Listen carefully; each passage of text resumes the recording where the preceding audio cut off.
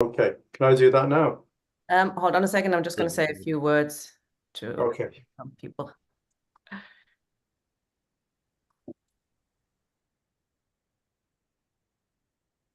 Good evening, comrades. Thank you for joining us for a very special session of our Communist Culture Club. It's about sports, a bit unusual subject for us to cover, but with the Paris Olympic Games upon us, as well as the European Football Championships, we thought it's quite important to look at that aspect. And it has lots of interesting issues around it. Not the ones that we'll hear on telly the next few weeks. How many medals will the British get? How will plucky England do? It's all about nationalism, commercialism, etc. People enjoy it, nevertheless, of course. But I'm not even starting to talk about the obscene amount of money in professional football clubs today. It's understandable then, perhaps, that some on the left look at sports as a kind of modern day bread and circus, it's to distract the people, the opium of the masses, as Marx has so often been quoted out of context when he's talking about a religion. But for many, it is undoubtedly an escape. Sports that is an escape, get a few hours away from the boss or, the missus or that kind of thing on the weekend. But it can actually be much more than that, something positive, a sense of collectivity. For example, if you like football, even if you don't like football, I'm not a big fan, but if you've been to Hamburg and at the Millantor, a game of St. Pauli is something entirely different. They might not allow Palestinian flags in the stadium or any flags, which is a bit problematic. But the chanting, the anti-racist banners, the music, the collective joy with St. Pauli is unbelievable. So we're going to look at a few aspects around sport tonight, theirs and ours, including the alternatives that existed to the Olympic Games. In fact, not one, but two alternative sport events. So I'm really looking forward to all of this tonight. We're starting with Peter Kennedy, who's going to look at the role of capitalist sport and leisure in the brutal colonization of human play and games. Over to you, Peter. Great.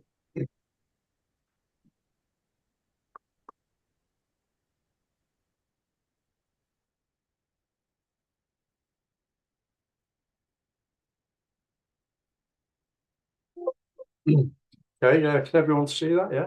Yep, okay. Thank you. Great. Okay, so I'm going to give a bit of an overview. I think I've got 30 minutes, have I? Or just about? Yeah, roughly. Roughly, yeah. Okay. Capitalist sport, the brutal colonization of playing games. I mean, sport's been pretty important to me in my life. I've always been interested in football, unlike Tina. And, the kind of joys of being associated with a club gives you an identity, and I suppose that's the thing with sports of all stripe. It gives you a sense of identity and belonging, even though we're not sure why or where it comes from. And we often ignore some of the kind of contradictions of sports, where the money's coming from in terms of football. The various owners of football, especially in the EPL, and their kind of roots and where they got the money from. And we kind of live with that contradiction a lot, and it says a lot about sports. It's pull and attraction and that kind of thing. And so I suppose like sports are ubiquitous, and it's just something that we love it or loathe it, but we can't ignore it. I suppose that's the thing, in our lives. It's over 3 billion or so people take part in sports every year of one type and another, grassroots level to elite. And billions, around 3 billion or so, watch regularly the four yearly Summer Olympics and the FIFA World Cup.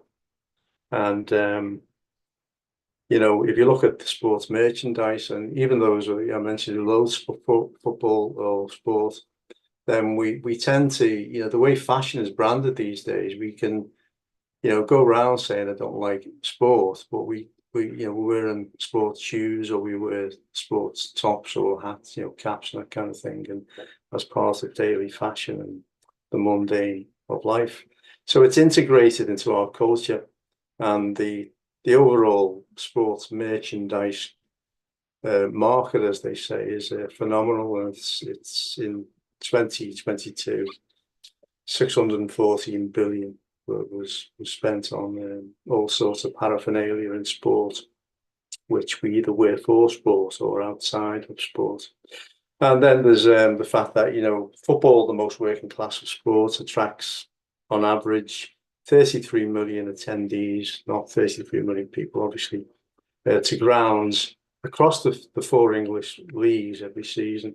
And wouldn't like the socialist movement give their eye teeth for to be able to draw in a fraction of those crowds to their meetings and so forth. Roughly 2 million every week go to live attendances of the big 5 Euro leagues, including the Bundesliga and the EPL and La Liga. And we can go on and on with that. I suppose as well, getting to the more brass tacks of it, sport mega events, which seems to take place every year at one type or another. The Euros like kind of rare events, but recently not so.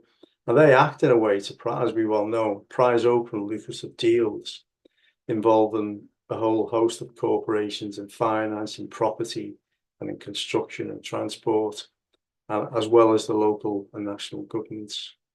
And that are kind of, the corporate sports, if you like, are a kind of butterfly trap to secure capital accumulation that often leaves host communities all the poorer. And, if you think on that in the past decade or so across these FIFA and World Cup, FIFA and the World Cup and Olympic game events, then people living in districts across from around Sao Paulo and Tokyo and London certainly can't ignore the impact of capitalist sports in their lives due to the kind of vast changes in the way they live, the infrastructure there, where homes are displaced and so on. And even when sports is trying to be positive, then the same sports capitalists will cut they'll cut through barriers that have been there for quite a long time. So the gender barrier, for example, over recent years, more women included in commercial sport, but not for reasons of equality, but because of the potential market that it opens up. And as a recent report by PricewaterhouseCoopers puts it, I quote, "Executives see women's sports as a key growth opportunity." So that kind of says it all. So, it makes you think, and we can go on and on about the way sport impacts our lives like a lumpet. But it begs questions about, does sport have any integrity for socialists today? If so, can we galvanise a workers' sports movement akin to those in the past? From the train wreck that the capitalist sport has become for humanity? Or perhaps capitalism has destroyed any integrity that sport may once have had. So, I mentioned, intimated anyway, about workers' sports, and in the past it looked so different. And I know perhaps some this will be widened out in discussion tonight, but just to mention that socialists, in a way, once saw the possibilities of working class sport as breaking with capitalist values and acted as a kind of like organising tool across the working class, culturally binding them together and developing a kind of solidarity in that. And so, it's based around the human synthesis of playing games and sport in a kind of intricate way, which we'll come on to. And the idea is that in some way working class people would be able to promote through sport closer human bonds and in the vein of a socialist set of values. And obviously the big organizations which were set up after the debacle of World War I with the Socialist Workers Sports International and then the Revolutionary Red Sports International to meet this challenge. And prior to that, obviously, the German SDP had a big movement, a big push, a big belief in the positives that can accrue from working class sports and getting stuck in and pulling working class people away from capitalist sports. And implicit to this was a belief in two dimensions of sports. I raised this because of one dimension is kind of taken off at the expense of the other.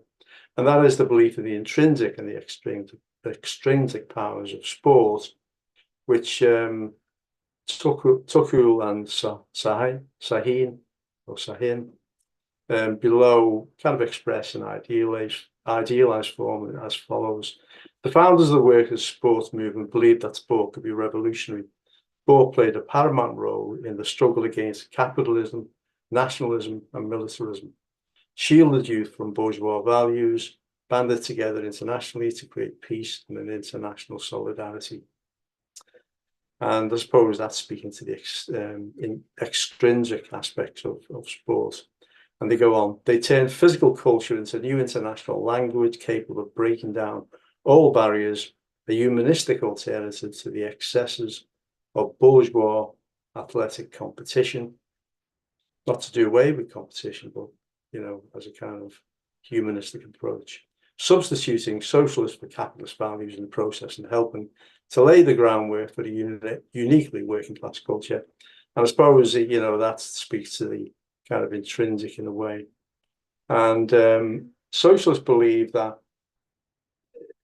I think, you know, we're intimate or implied in the socialist tradition is this idea that there's a rebalance in a way, a reshaping of sport across these three points here that you can see that, you know, the relationship with play, relations of play, relations of games and sport. And in the past, you know, sport has not always been with us as long as playing games.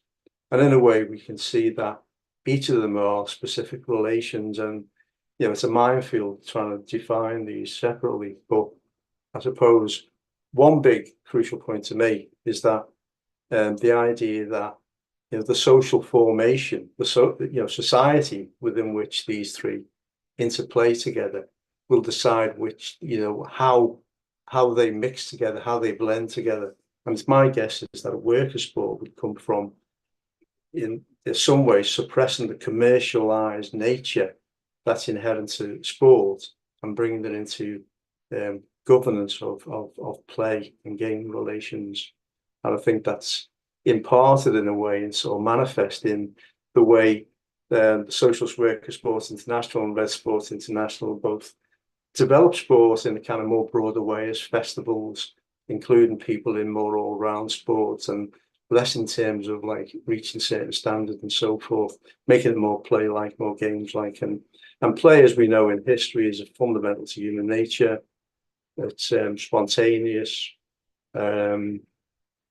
You know, it's not rule-bound. It's kind of like it's part of one's pastime, how you pass time away from labour, away from work. And if you think play now, the way it has a, you know, within capitalism, it's kind of like, you know, a no-no to play at work. You know, sports are classified as work very easily. We can see the alignment between the two have been blurred. You know, top elite sports people and those further down the chain are workers, albeit maybe self-employed workers. But work is central to sport. With play, play is anathema play is anathema to work and the work ethic. And games are kind of like a more coded form of play, whereby it's still about like the human element, about building solidarity, and it's not so much about jumping higher and running faster. In other words, the kind of metrics that are used in capital sport in a very abstract way, and which take place in specific fields of sport, in stadiums which are accurately measured, in pitch measurements and so forth and so on. So it's this amalgam of the three, and it's this tussle. And I would say that was like informed by, if we wanted to kind of frame that in Marxist terms, we would like point to the way Marx might include this within like the commodity form. And very briefly, all this is saying here is that, you know, the socialists in the era just discussed the approach sport as class struggle of the commodity form, perhaps, and Marx might have phrased it that way. I don't know. This is an assumption on my part. Certainly the way I would have framed it. But with the commodity form as a struggle over the relationship of play or between play, games and sport, and how that relationship is synthesized. And within the commodity structure of capitalism, there's a kind of like innate kind of there's a kind of drive towards like commodifying sport. And in a way, that means that we have the subordination of play and games and some more serious kind of games and their sportification into kind of like more serious sports or games which accrue value. And so I suppose the gist of this point here is that there's a struggle indicated by the crap arrows there in the middle, and it's contested, and it's up to socialists and it's up to the left maybe to see this as an more of an open-ended struggle of domination and control and contestation. And I think that was, I'm assuming this, but I would say that's not 100 miles from the way international red sport and the early socialists talked about it. So the more open dialectical perspective it was obviously given a knock in the head by the defeat of the working class after the 1930s, the onset of Stalinism and the Cold War, and sport became seen more of an instrument of social control, and workers' sports movements kind of ebbed away, and the socialist parties which are kind of pushing for them, withdrew into the shells and kind of left workers' sports to wither on the vine. And so we still have the inklings of resistance in sport, but without the movement behind it. And so along with that, there's a tendency on the left to see that, well, sport has given up the ghost. It's taken up, it's become commodified, basically. So by the time of the mid-20s or so, we're in that position, and that's a time when academic Marxists particularly in the 60s and onwards, and other Marxists in the West are seeing sport in a kind of one-dimensional way. This idea in the Frankfurt School and Marcuse, who talks about the one-dimensionality of society, where the all-round character of a person and culture becomes corroded and corrupt and flattened by the capitalist onslaught. And so quite a lot of Marxists, maybe you've been fed a large spoonful of Weberian pessimism, which Frankfurt School were inclined to swallow too, began to see in sport a means of capital accumulation, see in sport capitalist relations tooth and claw, and as a prison of measured time, as Brom would say. So, and these are kind of the texts which are classic texts and maybe later text. Barbaric Sport was written in the 90s. Richard Brunet was written in the 80s, Class Sport and Social Development, and the essays by Jean-Marie Bron were from the 60s. So the one-dimensional Marxism does a really good job, maybe, of focusing on the exploitative character, but at the cost of marginalising that dialectic of play, games and sports. In a way, playing games were kind of like truly colonized, brutalized and flattened by the sportification and the commercialization of sports that took place then. So they do make a good point.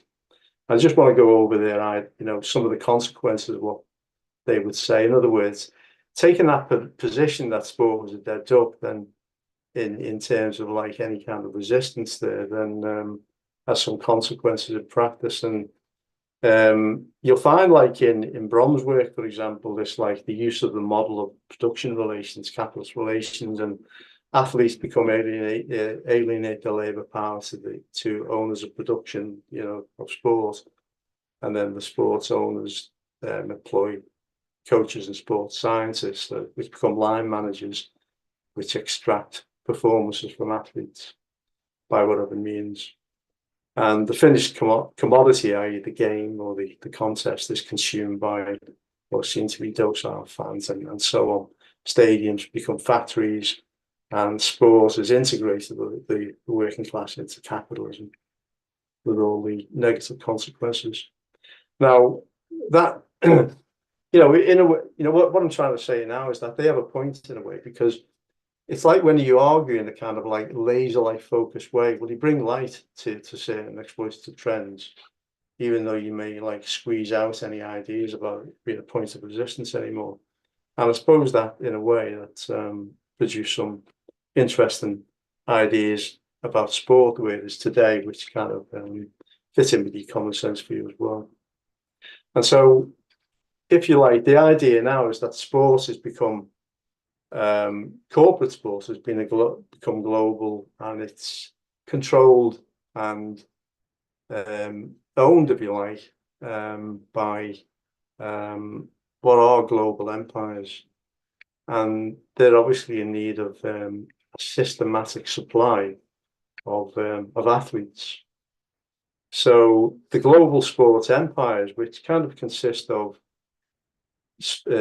international entities, and they have feeder systems through their national partners or federations, who have feeder systems through the local club level and academy level. And while these don't always fit nicely together, we'll just assume that in a very general way, this sets the structure of capitalist sports today and makes it very hard for athletes to do anything else but commodify their kind of talents. And I always think at the bottom line, I always think of a particular way of doing sports as higher, become stronger,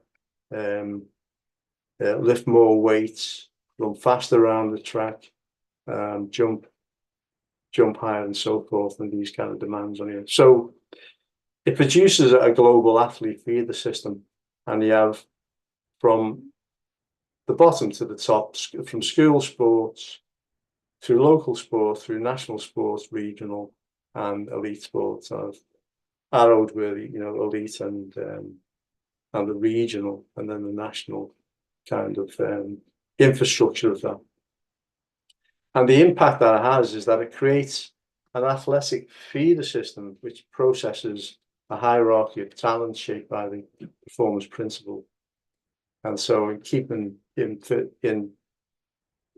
tandem, in sequence with this one-dimensionality, it orchestrates a kind of social Darwinian struggle to sort the wheat from the chaff, and this is enhanced, and the kind of ethics involved, which athletes then imbibe, are amplified through a kind of panoptic impact on athletes, which is intensified by the structure itself and the intense battle to become a part of the elite, or at least make it to regional level, and if not regional level, national, and if not national, local, and so on. That all this becomes amplified, and even through the sports industry and big data, so that athletes, in other words, ideologically become imbued with this kind of logic, if you like, logic of performance, or a kind of performance principle, which squeezes out the play and games. And this view then naturally would argue that the alienating consequences of the Darwinian struggle for success imposed by the feeder system is ingrained in the systematic violence and aggression in the name of sport that we can see, with culminating in an increase in injuries and burnout, and some injuries more serious than others, some more chronic, some more acute. But there's a kind of like, I know there's a lot of mimetic kind of violence involved here too. But the view is that the message is that capitalist sport exploits, but it also wants to gouge our eyes out, smash our faces, and slaughter the animals in the name of entertainment. So we can get lots of evidence of the violence in sport and the level of violence, and these kind of sorts of evidence are easily to come by, and some are more valid than others, but at least to give us an idea of the systemic nature of like injuries in sport. And so it's a far cry from the kind of socialist values that were kind of reflected on by earlier socialists who were inspired by the thought of the creating a workers' sports movement. And the level of injuries mounts up over time, and they're quite systematic and prevalent, as the graph shows there. So I won't kind of like just sit there laboring through the graph. And there's a lot of other information from sports medical science where they note the increasing seriousness of injury amongst academy youth in all stripes of sport, where the repetitive straining involved in taking up specialist sports at an early age that make themselves felt on the person, and they end up at a time when the bone structure is not fully formed and so forth. So there's plenty of evidence of this kind of nature. So what the kind of, that view of the commodification, if you like, of sport, and the brutal colonization of play in games, or the realignment of them within like a kind of sportification, which owes its values to capitalism. What's missing in that account, and the account of like Marxists today, quite a lot of Marxists today, academic Marxists as well, but also Marxists from particular groups, is that the kind of, while the right, in a way, the right maybe for the wrong reasons, and they create a one-sided appropriation of the commodification of sport and the closure of sport to the working class, and that, in a way, that kind of easy view, that kind of lazy view of like sport as being corrupt, part of like global corporations' accumulation strategies, about it being an ideological tool to integrate, subordinate the working class and divide them up. And basically the opium of the people, which they can't escape. And so we need to escape any talk about sport as being in any way progressive. But just the little like islands of like protest, in a way, in this period of time, after 30 years of, say, the neoliberalization of sport and the commercialization that's took place as sport has penetrated, as the market has penetrated and capital has penetrated more areas of sport, as we know from the mushroom of football, the EPL, and the way it kind of extracted itself in the 90s from the FA Football Association and developed this more hyper commercial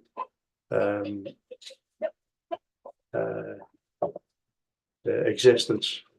But within that, and this is what this, I'd make the claim here, is that there are like islands of resistance. We don't have like a worker sports movement. We don't have like a socialist movement with their shoulders behind, involving themselves in to create a worker sports movement.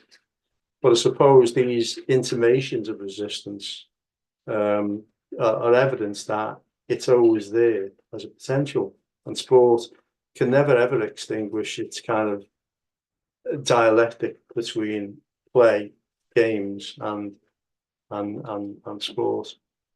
And so things like the movement, what's sometimes called the DIY movements, where fans of mainly football, who have become more and more estranged from their clubs as they become mega corporate enterprises, begin to create their own football within the community. And the classic case is the Football Club United of Manchester, which broke away in the early 2000s and has set up its own facilities, players. The Adler ownership between all members is equal, and so on.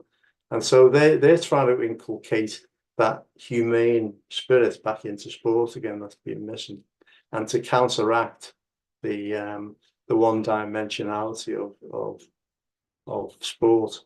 And the same goes with the things like the the Against Football, Modern Football movement, which challenges, smallest issues, which can have big results, challenges the commercialization of football, and especially so with the all-seater stadiums and the way the stadiums treat football fans as consumers and want to colonize their mentalities as consumers and act as butterfly traps for wealthy tourists and concert goers and all the rest of it.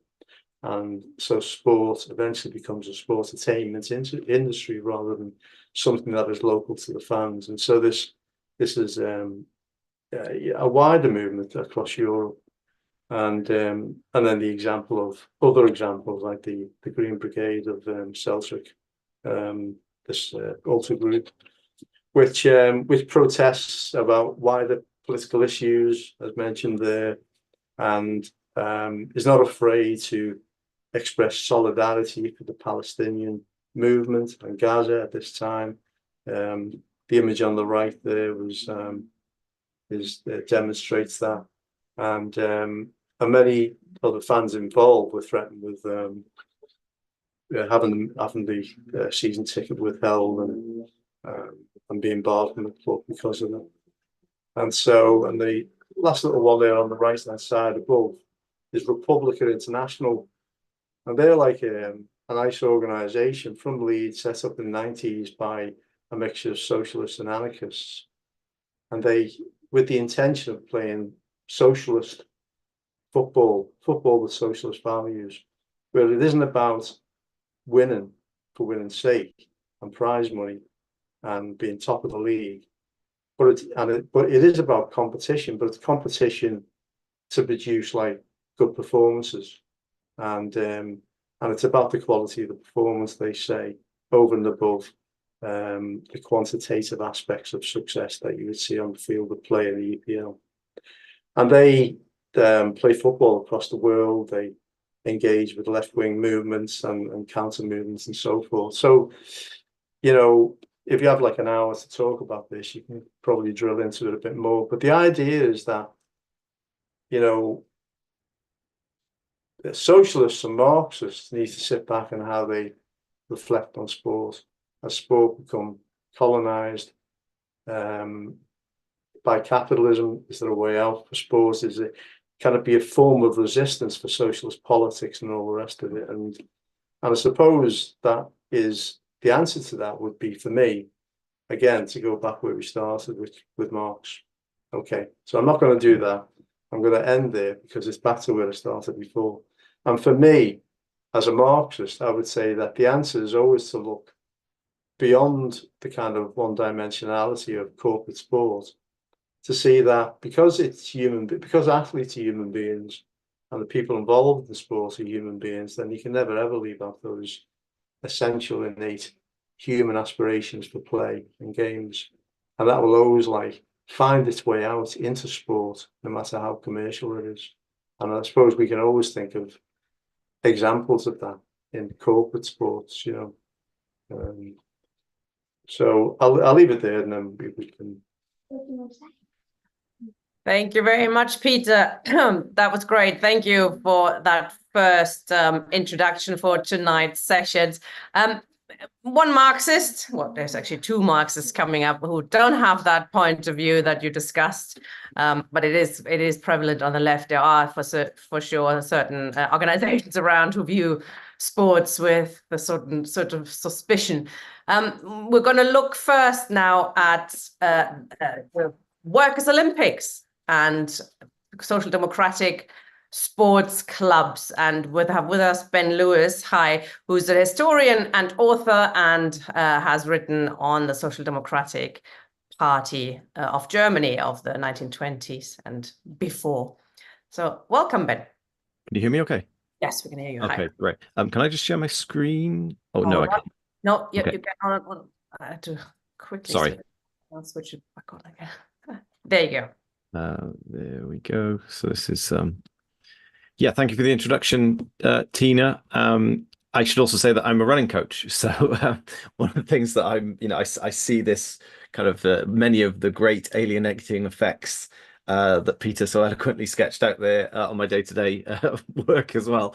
I have worked on the history of the worker sport and the worker Olympics movement in the past. It's something I haven't done for a while, but I think is certainly worthy of more efforts in the future, not least because we are approaching a very important centenary in our movement in terms of a sporting movement designed to combat the ills of commodified sport and play that was organized in 1925 in Frankfurt, Germany, by the worker sport movement of the Second International, which we'll talk about in a second. And it was a movement, it was an event, I should say, that was organized in direct competition with and in complete hostility to the 1924 Paris official Olympics 100 years ago that come around today.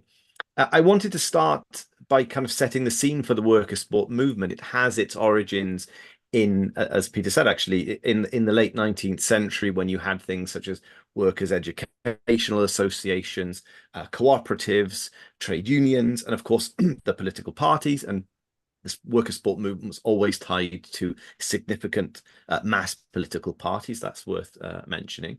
And in terms of this dialectic between capitalist sport and the opposition to it, and how play articulates itself, one of the driving motivations or factors behind the establishment of worker sport was not only to counter the kind of culture around official sport and the Olympics, which was, as you may know, kind of very aristocratic in outlook with its so-called amateur approach, highly jingoistic and nationalistic, etc. But it was also, I think, something more fundamental than that in terms of health and vitality, if you like. And if you read the leaders of the Second International, across the board, really, there was always this emphasis on the working class being the ruling class of the future.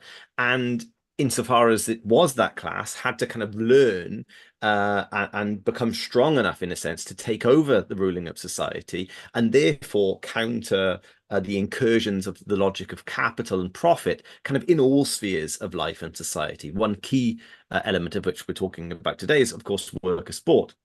Now, if you think about the way health and vitality, longevity, etc., is discussed in a modern context, there are a few points to be made, I think, because it's kind of very much the case that it's the right wing that's using this narrative of health, vitality, longevity, and so on, kind of packaged in a kind of individualist, self-reliance, personal responsibility and culpability discourse. If you think, for example, of the discussion so-called around obesity, right?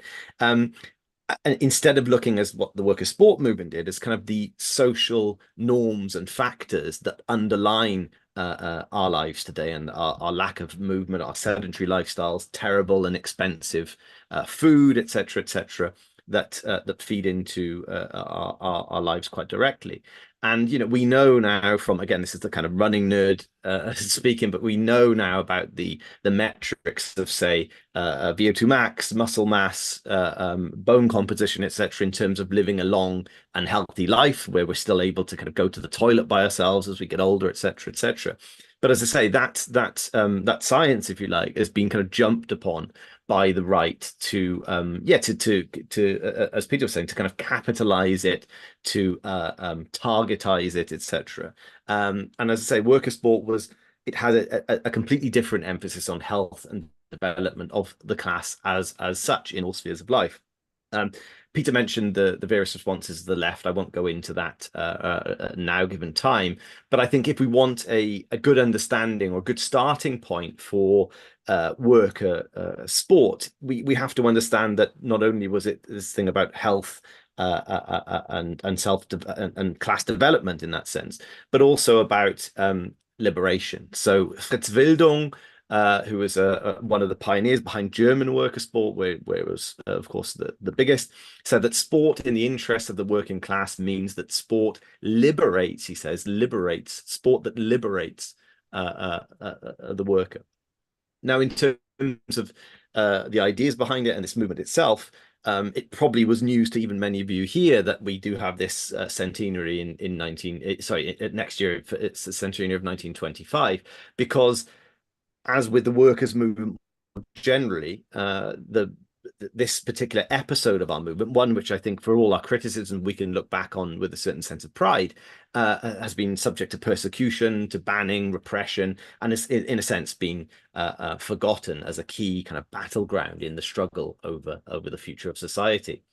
It's worth remembering that the three main worker Olympics festivals organized by the Second International after the split in 1914 were attended by more people than the official Olympics themselves, right? These were not marginal phenomena. They were mass and internationally so. And also, then you add in the, as Peter mentioned, the communist wing, the Red Sport International as well. That's another enormous contribution to that as well. These were big movements. Peter talked about the SPD. You could talk for days on the culture of that. The gymnastics clubs, the cycling clubs, the hiking clubs. Chess, jiu-jitsu in 1900s Germany was actually a thing in the SPD. And not only did these organizations bring together people and politicize them, etc., but they often had their own social democratic newspapers. One of my favorites, I mentioned this in one of my books, is the Socialist Female Gymnast, I think is the title of the particular publication of the SPD in the 1900s. So yeah, I don't want to go here in terms of the kind of checkered history of the movement, but of course, as I've made the point that the Lucerne Sport International, Socialist Worker Sport International, founded in 1920, the continuation, if you like, of the Second International, had over 2 million members in Germany alone. And then the Communist International's version, the Red Sports and Gymnastics Association, sometimes known as the Red Sports International, was founded a year later in 1921, which had the aim of, quote, the creation and amalgamation of revolutionary proletarian sports and gymnastics organizations in all countries of the world and their transformation into support centers for the proletariat in the class struggle. Now, so there are two major points to make here. First is that the workers' movement as such, as with many other spheres of society, drew a clear line and said, look, we need our own sport. We need our own entertainment industry. We need our own recreational industry, our health industry, etc., etc. We need a different approach altogether. That is why we will not participate in the official Olympic movement. And although there were occasionally some overlaps, there is an amazing episode, I think in 1920s Vienna, where, talk about derby games, the Austrian workers' sport football team manages to beat the Austrian official national team in a game, which must have been some event. So yeah, on the one hand, there was this, we do not have anything to do with that sport. It is not ours. It is, the first Workers' Olympics in 1925 was organized under the slogan "No More War," which was a big middle finger up to the Paris Olympics of 24, which was again this kind of post-World War shifting order, rearmament, jingoism, etc. And there was a clear break with that, even on the part of the Second International, whose record on war, as we know, was rather inconsistent, to put it mildly. So you had that dynamic, but then also you had the question that the whole fate of these organizations, the two major ones, depended to a great extent upon the greater political developments, as you can imagine, within social democracy and within the communist movement. And it's only in 1936, during the Popular Front period, where there is an attempt is made in Spain. I've got the T-shirt here. To organize the Workers' Olympiad in Spain, mainly in Barcelona. That's a T-shirt from an event I'll talk about in a second. Olimpiada Popular. I can't speak Spanish, so I'll just hold it up.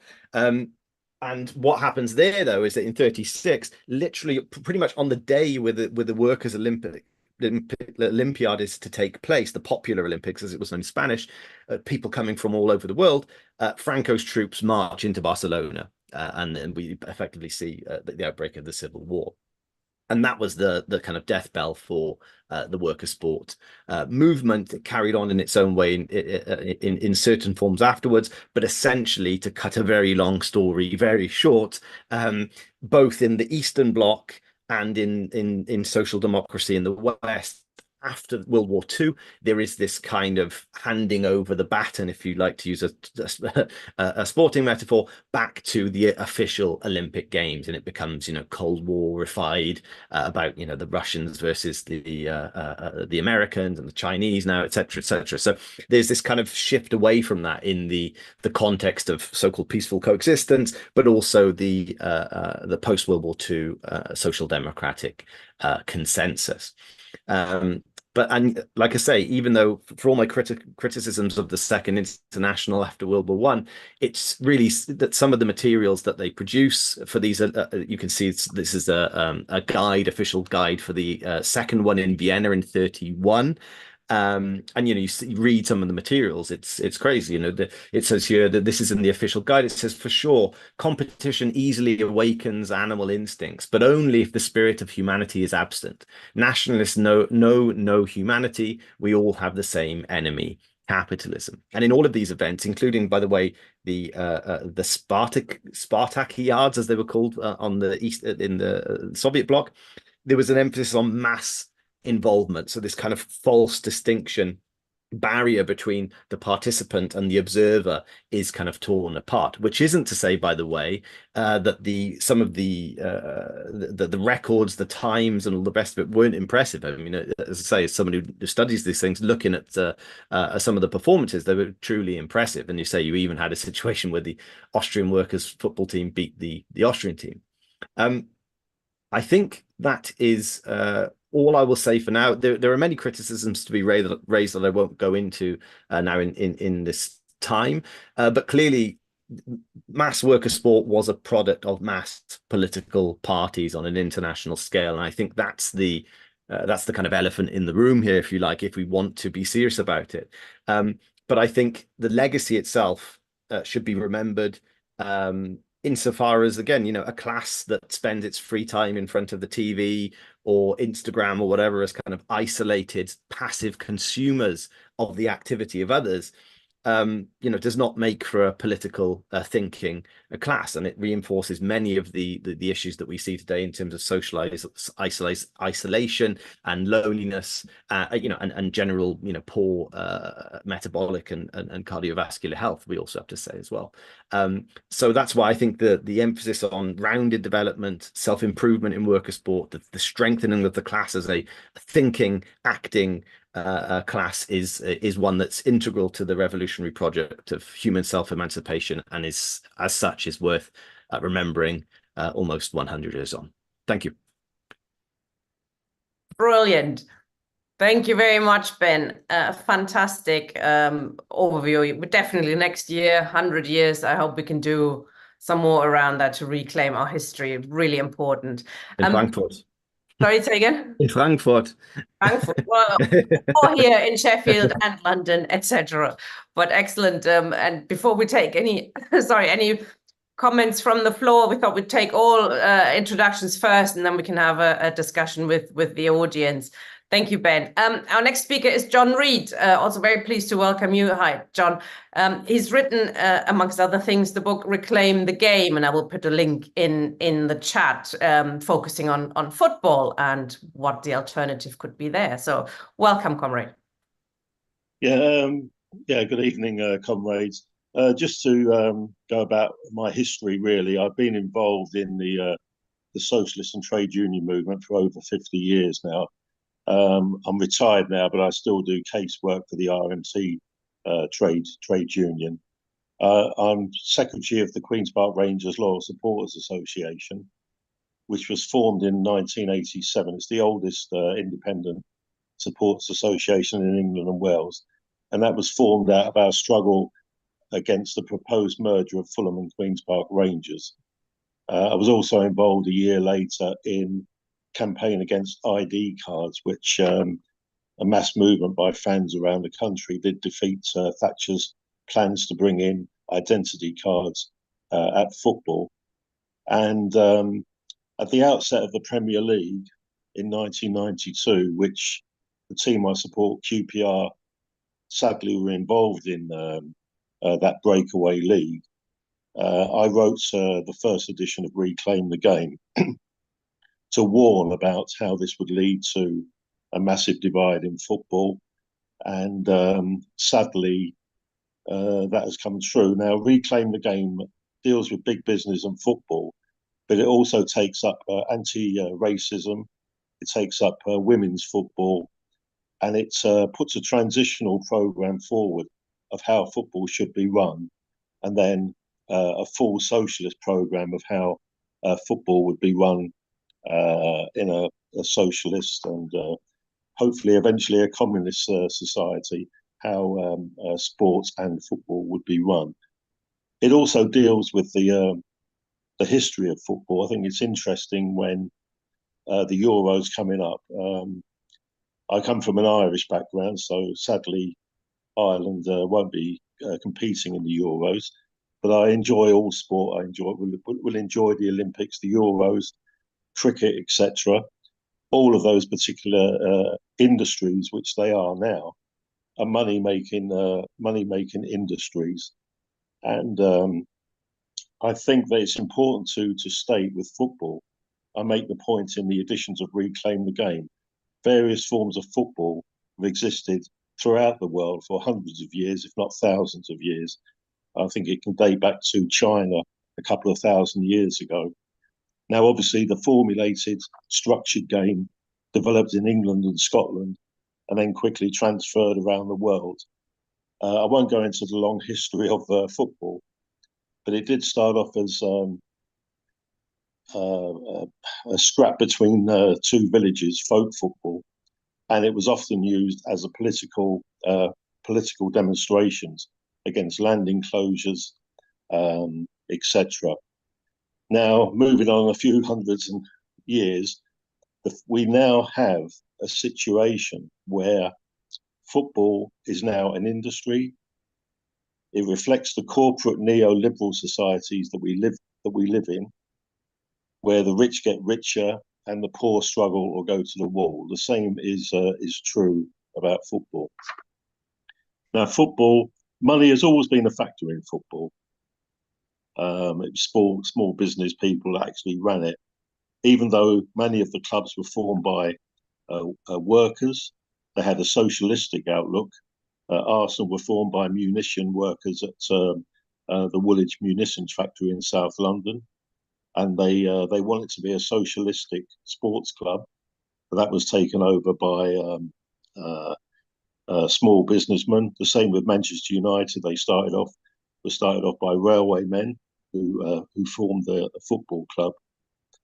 There, they'd be probably turning in their graves if they could see what happened to both of those clubs that they actually set up. Now, clubs are owned by billionaires, or in the case of Manchester City or Newcastle United, owned by oil-rich states. Now, we can say that football used to be just discussed on the back pages of tabloid newspapers. Football now makes the pages of financial journals such as the Financial Times, the New York Times. Clubs are quoted on the stock market. We can go back to the 1980s, a precursor to the Premier League, where Tottenham Hotspur flouted Rule 34, and where they broke away from being a sporting institution to float on the stock exchange, and that opened the way up for other clubs to do that. There's a struggle going on in Germany at the moment because the majority of clubs have a 50 plus 1% rule, where supporters and fans have a controlling interest in the clubs. There is an attempt in Germany to reverse that and to look at the English corporate model. That is being resisted with demonstrations of clubs throughout Germany. Now, while we have the large corporate clubs throughout the world, we also have the situation, and this was outlined in my writings, that many clubs have gone into administration. We've seen in the past large clubs such as Portsmouth, Bolton Wanderers, Derby County, Sheffield Wednesday, Nottingham Forest go into administration. Bury, who were past FA Cup winners, briefly went out of business. They're now back again. Torquay are in trouble. Whereas we see Manchester City flouting the rules, 115 infringements, but no penalties. In the last 7 years, they've won 17 trophies, and some would say that has been bought by cheating. But it is the fans who pay for the financial mismanagement of clubs. My own club, QPR, mismanaged by billionaires. They successfully built 2 relegation squads, these billionaires, overspent, and the club was fined 46 million for breach of financial fair play. As I say, beyond the glitter of the Premier League lies a dark abyss of financial meltdown in the lower leagues, in grassroots football, where clubs, as I said before, are going out of business and suffering. Clubs spend and spend to get to the football nirvana, or when they're there, the large corporate clubs spend billions of pounds on players, on wages. I had to check the figures when I was writing and Reclaim the Game. When I saw that in his last contract at Barcelona, Messi was paid 143 million euros a year. I thought, well, that must be some sort of mistake. But this is the crazy money involved in football. Now, you have the situation where the other week, the playoff final in the Championship, Leeds versus Southampton. The winning of that match was worth £150 million in future monies that the Premier League guarantees. The actual playoff final had a larger crowd than the FA Cup final, which again shows that despite the idea of wanting to have these large corporate clubs, the lower leagues often clubs get 30, 40,000 plus crowds because of the fan loyalty to those clubs, rather than the brand loyalty that the capitalists are trying to build up. Leeds' failure to go up. Some of the estimates say they're now 93 million in debt, and they may fall foul of the financial fair play. Leicester City, who actually did go up, spending large amounts of money on wages, face immediately the possibility of a points deduction to start the season. Now, the so-called Big Six clubs, the Manchester clubs, the United and City, Liverpool, Chelsea, Spurs and Arsenal, account for 78% of the aggregate commercial value of the Premier League. They now are arguing for a bigger share of television income. If you like, they want to totally take control of the market, of the football market. And the situation is that the divide between the top 6 clubs and the clubs below them, for example, in the Championship, the aggregate debts of clubs exceeds £430 million. Many of these clubs are technically bankrupt and are spending more money than they actually generate. As I say, it's this idea of trying to get into the Premier League and to get the share of the 4 billion or so that generates every single year. Now, we had a year or so ago and it's again I raised it 20 years ago and Reclaimed the Game, that the planning of a European Super League. Now, 20 years ago, when the European Cup, which used to be just for the champions of various domestic leagues, was replaced by the Champions League, which brought 3, 4, 2 teams or 1 team, depending on the coefficients. Again, another issue brought in to guarantee larger clubs and the larger superpower countries such as England, Spain, Germany, Italy to dominate European football. Now, that was brought in 20 years ago to appease the big clubs, but they weren't happy with that. They wanted to, and mainly to offset their debts. I mean, the irony is, as billionaires have come into football ownership, the actual football debt has massively increased. The big clubs such as Real Madrid, Barcelona, Manchester United. Manchester United is an interesting case. The Glazer family have actually taken money out of a club that was solvent and pushed them massively into debt.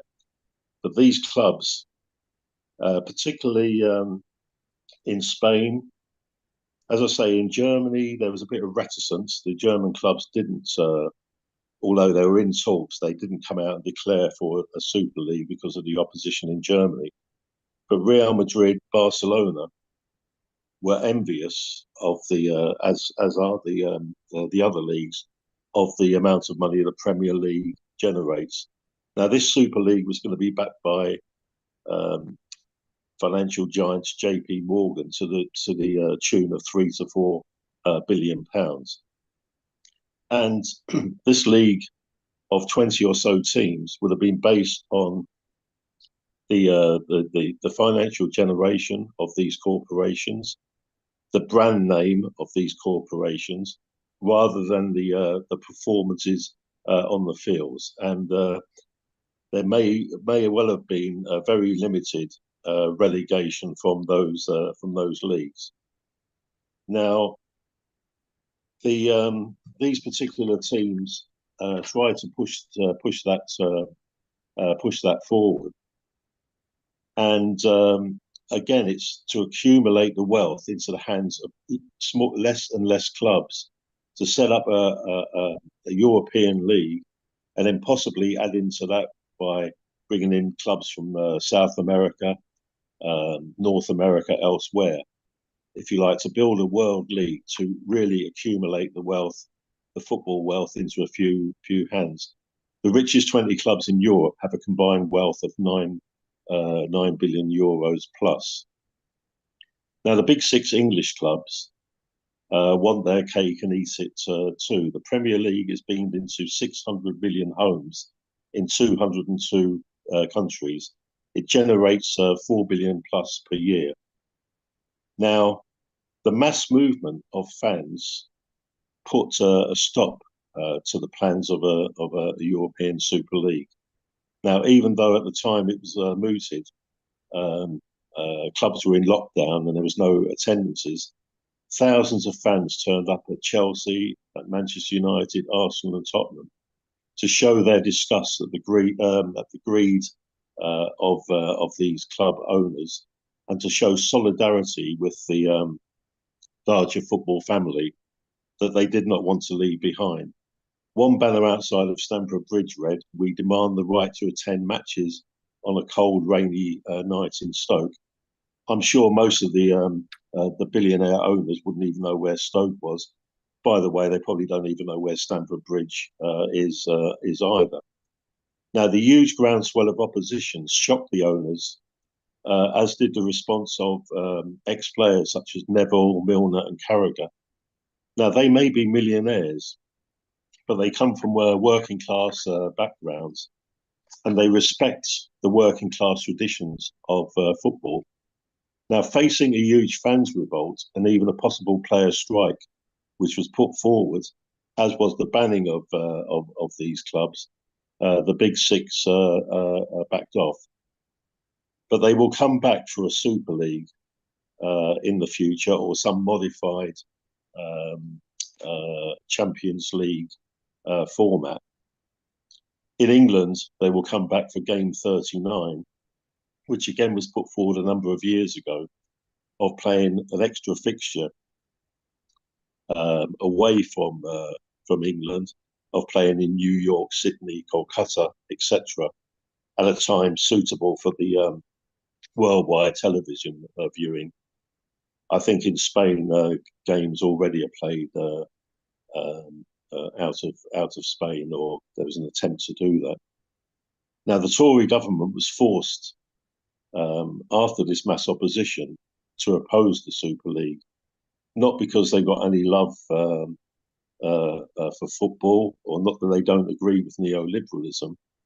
They fear the masses, and they fear the movement of football fans, because it shows the massive latent power of the working class in society. The government feared if the cloak of naked capitalism was lifted in football, the working class would draw the conclusions about the rest of society. As with the National Health Service, the government had to pretend to care. Now, football may be a fantasy industry. We all, well, not everyone likes football. I do like to go, and it's actually entertainment through suffering at Queen's Park Rangers normally, but it's a fantasy industry. It's an escape from the drudgery of work. It is an opiate for the masses. But to paraphrase Lennon, that's John Lennon, not VI, it is bigger than religion. It is the people's game. And the fans have the power to change the game, as do the working class to transform society. I think the earlier speeches were excellent, and I don't think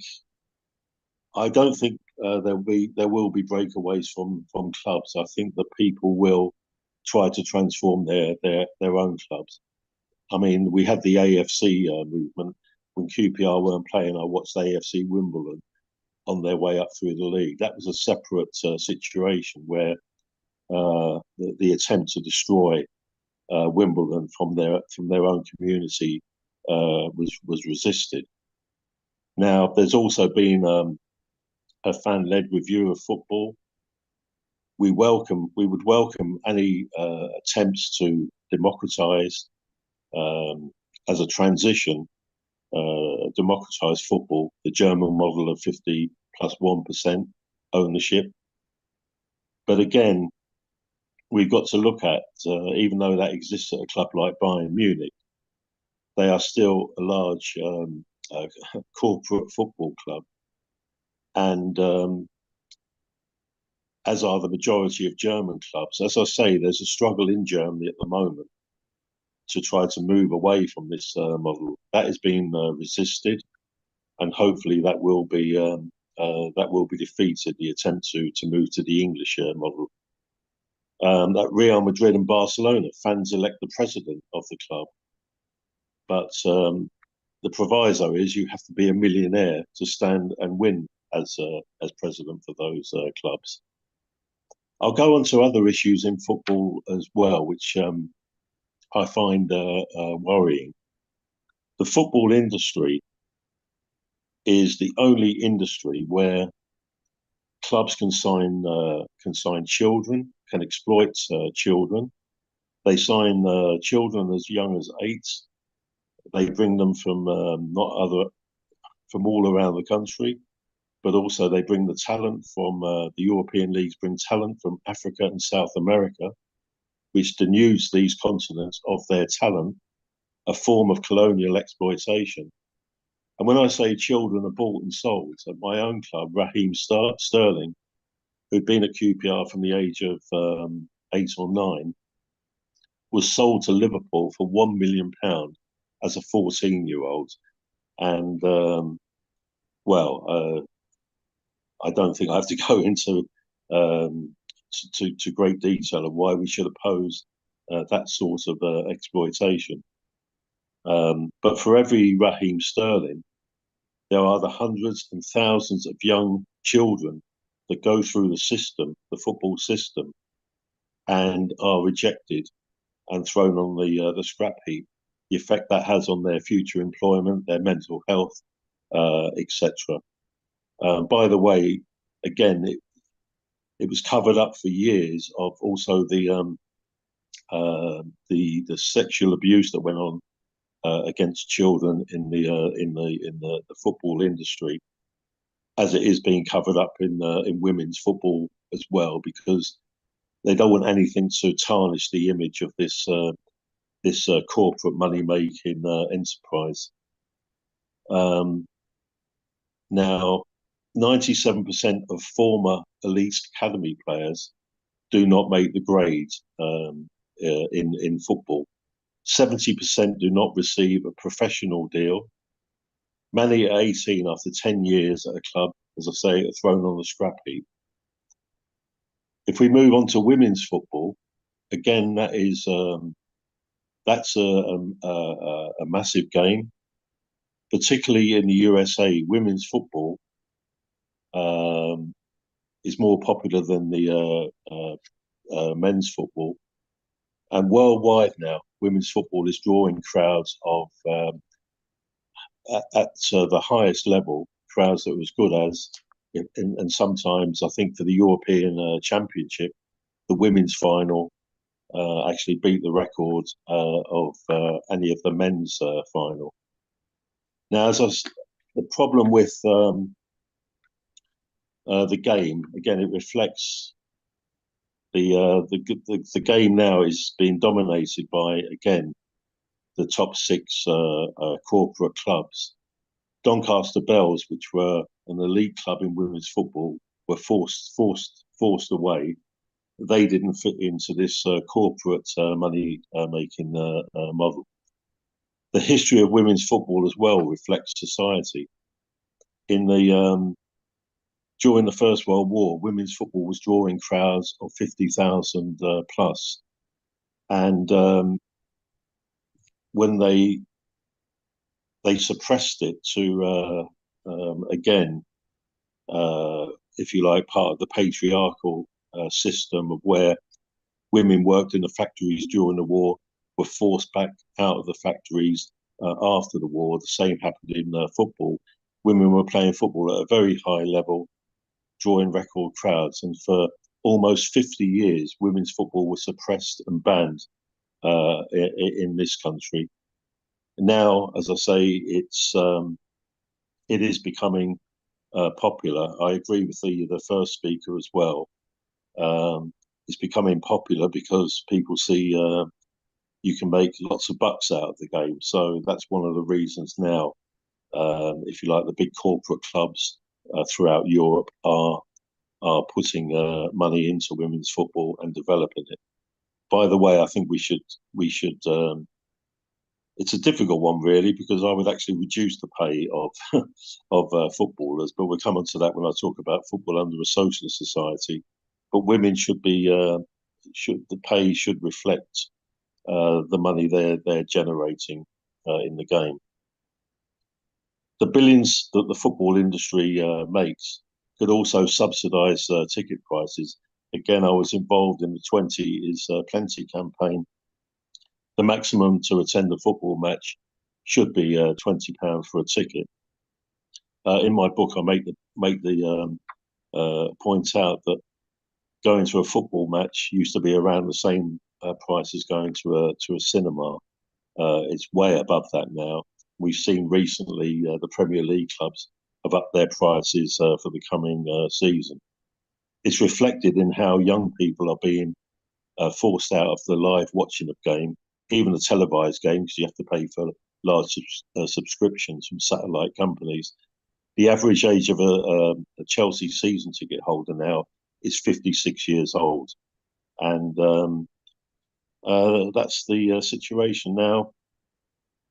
What future would I see under a socialist society? As I point out in Reclaim the Game, football evolved from a game which used to be a scrap between two villages, was frowned upon by the powers to be, and it developed into the beautiful game that we know now, which was developed mainly by working men. Obviously, later working women played in leagues as well. It was these working people that instigated the rules, formed teams to play against each other, and football became hugely popular and spread from these shores to become the world game, the people's game. But gradually, small businessmen took over the game. Today, big business, nation states, corporations have hijacked the big clubs in world football. This process reflected Thatcherite society and neoliberalism, started in the late 1970s. Let the strong survive and let the weakest go to the wall. Unless the game is transformed, many clubs will die.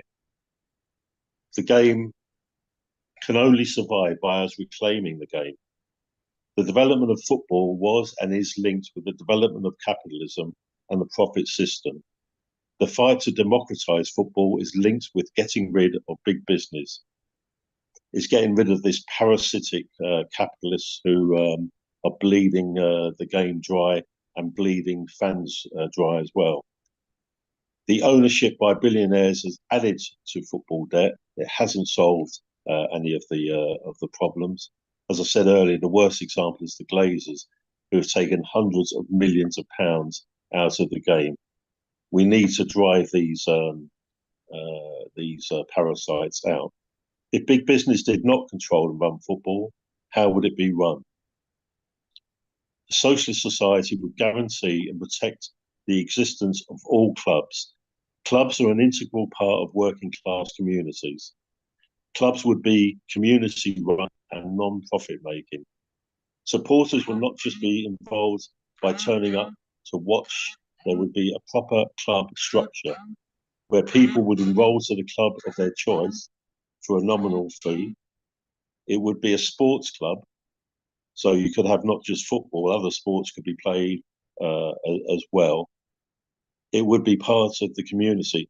By the way, you have a situation where even now, under the capitalist structure, because of the working class makeup of the running of people who run the clubs, a lot of community work is actually done by clubs. My own club, QPR, when you had the Grenfell fire, the corporate murder of 72 people in Notting Dale in West London, where I grew up, QPR actually opened up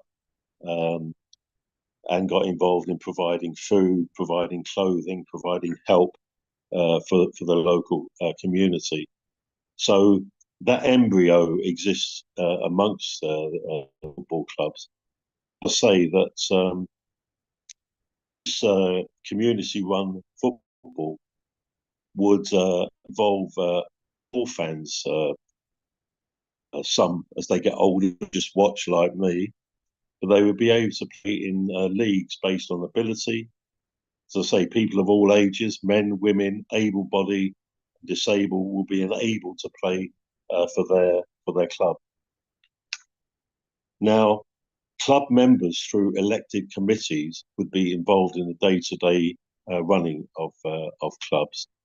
Again, then you would have national football and international football, again run by elected delegates from clubs, forming committees to look at the rules and look at how football and sports was run.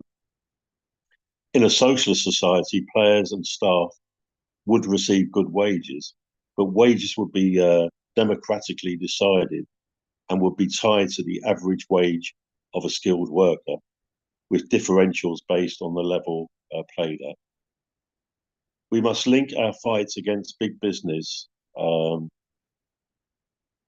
football to our fight to overthrow international capitalism and to fight for the liberation of humankind by fighting for world socialism, which would rid our planet of the horrors of war, disease, hunger, the ecological mess we're in at the moment. This has been created by international capitalism in its quest for profit. Let us rid not only sport of these parasites, but let's rid society of these parasites, and let's fight for the organisation of sport on a socialist basis, and the organisation of the planet on a socialist basis. Thank you, comrades. Very well put. Thank you very much, comrade. We have a couple of people with their hands up, so I'm suggesting we take a few comrades' questions and contributions, and then Peter and Ben. I mean, either you can come in the discussion as you wish, as and when, or you can respond at the end if you can stay to the end. We'll be finishing by 9 p.m. the latest. Okay, first with his hand up was Ian, if you could switch on your camera and microphone, and then Matthew. Hi, Ian. Good evening, comrades, and thank you for 3 excellent talks. I thoroughly enjoyed all of them. I just wanted to make a small point because a couple of people mentioned sport as an opium of the people, and of course this phrase is bandied about a bit. And of course, people who are more familiar with Marx will know that Marx wasn't talking about narcotics. He was talking in terms of, you know, a fuller discussion of the quote is, you know, the sire, religion is the sire of the oppressed creature, the heart of a heartless world, and the soul of soulless conditions. It is the opium of the people. But actually, earlier on in that particular passage from the critique of Hegel's philosophy of right, it talks about religion as it is the fantastic realization of the human essence, since the human essence has not acquired any true reality. The reason why I raise that is because of the importance of collectivity for what it is to be human, and the way in which being part of a collectivity is part of the joy, for example, of being at a football match. It might be an alienated form, it might be distorted, it might shade off into all sorts of aberrant forms like nationalism or sort of local feuds or whatever. But still, the sheer joy of being part of that collectivity, I think, is part of the attraction of football in particular, perhaps, but sport in general. I never particularly loved professional sport because it always seemed to be something that was way out there, something that you could never really aspire to. I used to, interestingly enough, as a boy, I supported QPR because I'm from Queen's Park in London, and but later on in life, living in the Midlands, supported Wolverhampton Wanderers. But the thing that really struck me about the importance of collectivity was actually something that Ben Lewis involved is running. I was never really moved by the Olympics because I could never really ever imagine myself running in the Olympics. But the London Marathon, which I first did because I got a charity place, and it, got me out of stopped me being so fat and other things.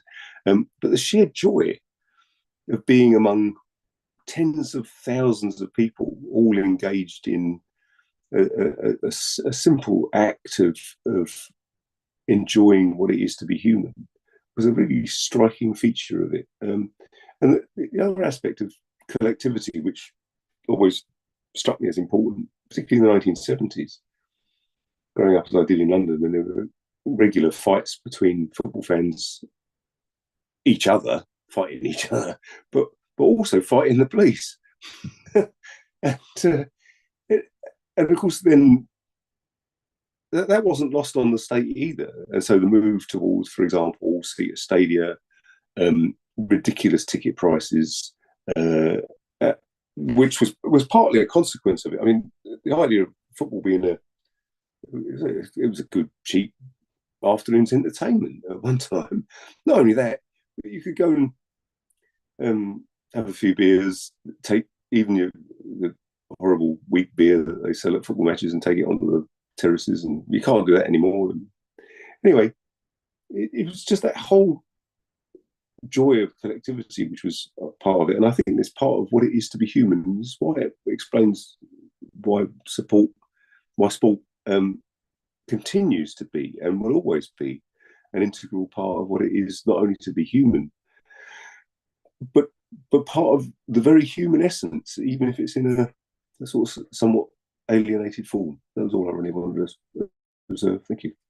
Thank you, Ian. So, comrades, the main speakers, if you want to speak, just indicate to me and I'll bring you in. Otherwise, I'll just go through the people who've got their hands up at the moment. Matthew. Oh, sorry, Peter. Why not Peter? Peter has hand up. Go on, Peter. You have to unmute. Oh yeah, yeah, just like that idea about the opium of the people that Ian mentioned, but the other part of that quote that he mentioned, Marx writing on Hegel about it being, the essence of humanity as well, religion, and I suppose it does kind of capture some of the dynamics of football for working class people, definitely.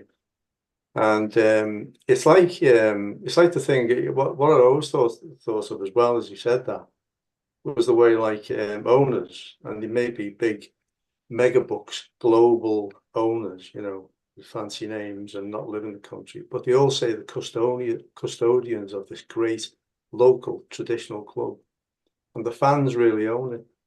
And so I suppose in a way, in a backhand way, they realise that as well. That quote that Ian just put together there. So they realise that it's both something that people are not going to give up without a struggle, and they have to be told that they actually own it. It's a funny old thing, and it also reminded me when John was speaking, John Reed, and he mentioned that, about clubs, kind of being in debt and that kind of thing. And part of the debt is because fans demand their success for their club, not because they want to get more money in, but because they want their club to shine, and in shining, kind of like they shine too, and their community, sort of resonates with the victories of that club, and so that means going out and buy the best players. A club that I support, seems Ian's mentioned Wolves, I'll mention Everton. Now they're in a dire strait too, and for some of the reasons that John mentioned there. But the thing about Everton, is that they, in a funny old way, they too were in that situation because the club has been probably one of the longer ones in the EPL. It's probably only Arsenal different, but they fell between two stools of being not quite the elite clubs and not quite the dross at the bottom, who's kind of go through the net. And so, but that made them a kind of sticky wicket because fans were demanding even more than when the big owners come in, Mashiri, for example, the Iranian billionaire, to pump in some money and get those big players. And so that forced them into debt as well, So, but when Everton began to lose games again, if you're a customer, if you're a straight cash nexus kind of relationship in terms of capitalism with the owner and the workers, then you walk away because it's a spoiled commodity, but you don't, because you don't see the club as a commodity. So it doesn't act like a business, and and the outcome of that is that most clubs are in debt, even the big ones. There's not many clubs that are actually making a big profit. And if they do, it's not from the core football. It's from all that goes on around them, the media rights, the sponsorship, the marketing, the game money. It doesn't match up to those kind of outer sources. And that's transformed football into an entertainment industry. And that's what fans hate as well. So, Matthew, before I bring you in, we've got 30 minutes left, so if you could keep your contributions quite sharp, that'd be great. Thank you. Okay, right. Okay, well, we're talking about more unfortunate football teams. I'm a supporter of Partick Thistle. So the point is, I think, really, it's this sort of contradiction of, you look at a game like cricket, it's actually being ripped apart, being destroyed. You look at a game like football, it's at the same time, and what you've got various forces, as Peter has said, in terms of the demand for money to be put in, and at the same time, this whole business of saying, well, okay, actually, what you're doing is excluding people and excluding whole countries. Actually, the smaller countries in Europe, like Scotland, of course, have been driven to the margins. And we actually sort of see this situation where, as John has said, there is a trade in teenagers. There's a whole series of teenagers in academies in Scotland who will never be seen by Scottish football fans because they get bought out, usually by English teams who have a lot more money. And and obviously the trade in kids, as John has said, also extends to Africa and more serious forms of exploitation, as well. But the thing, you've also got the situation, where you had at one point the pre what you call Bosman, which is basically where clubs could control players. And when that ended, of course, what happened was that the players went where the money was, and the actual net effect was to make most players poorer, but some players very rich. And so, therefore, you get the situation where, say, if you're a club like Dundee United, who actually somewhat over 30 years ago achieved a European Cup final, they'll never do that again.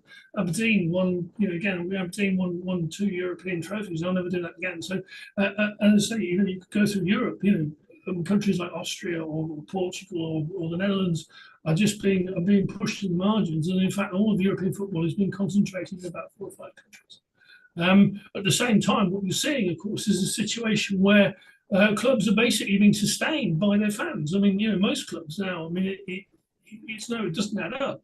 It's only there because the fans want it. I mean, Partick Thistle have gone bust twice in my time. Been bailed out. You can go look at the big wall of names of people who gave money and so on to keep the damning up.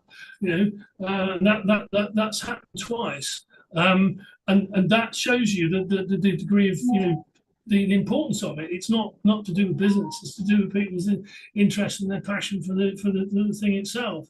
And the problem being, of course, is it's unsustainable within capitalism. The interesting thing, actually, of course, is also what you're seeing is a tendency towards fan ownership, because they're the people who hold the damn thing up in the first place, and therefore, because there isn't money to be made at it by owning it, therefore the fans have it. The fans actually get it because they're the people who mean things. So there's a whole series of clubs in Scotland. Some of them quite major clubs like Hearts and Motherwell and so on, but are now owned by the fans, and including Partick Thistle, which is majority owned by fans now.